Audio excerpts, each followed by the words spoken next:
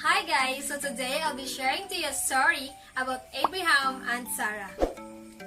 So there was a couple named Abraham and Sarah. They both wanted to have children at the time, but got disappointed. They never get any. Little did Abraham know, God has a very special plan for him. When Abraham turned 75 years old, God promised to give him many sons and daughters. But first, they had to leave first their home and follow God. It was a very tough decision. Should we leave our friends, our comfort, and trust God? It's not easy for them because they're getting pretty old. But they had to leave their home and trust God for something that seemed impossible.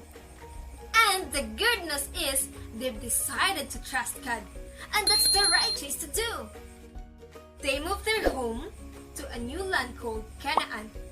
But after a while, they were very old, but still get no kids. But God reminded Abraham of his promise. Do you see all the stars that are in the sky? When Abraham looked up, the whole night sky was full of stars. So many that in fact he would never be able to count them. Then God said, that is how many children you will have. Abraham decided to keep believing at the promise of God. They waited again. Now, after years, Abraham was kept impatient. Sarah didn't have a child yet. But this time, God reminded and told him that by next year, Sarah will have a son. Abraham was now 99 years old. They had given up to the promise of God and of having kids. In fact, when Abraham told Sarah about what God said, she laughed. Now kids, it's not a good idea to laugh at any God's promise. But God had kept his promise.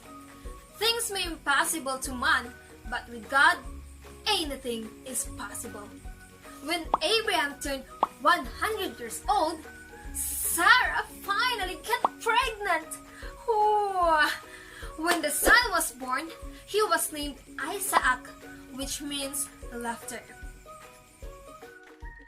God kept the promise for Abraham and Sarah, even though it was impossible, but it was easy for God because God can do anything. Be like Abraham.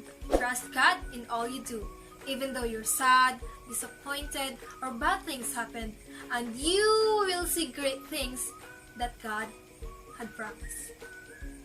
God bless you all.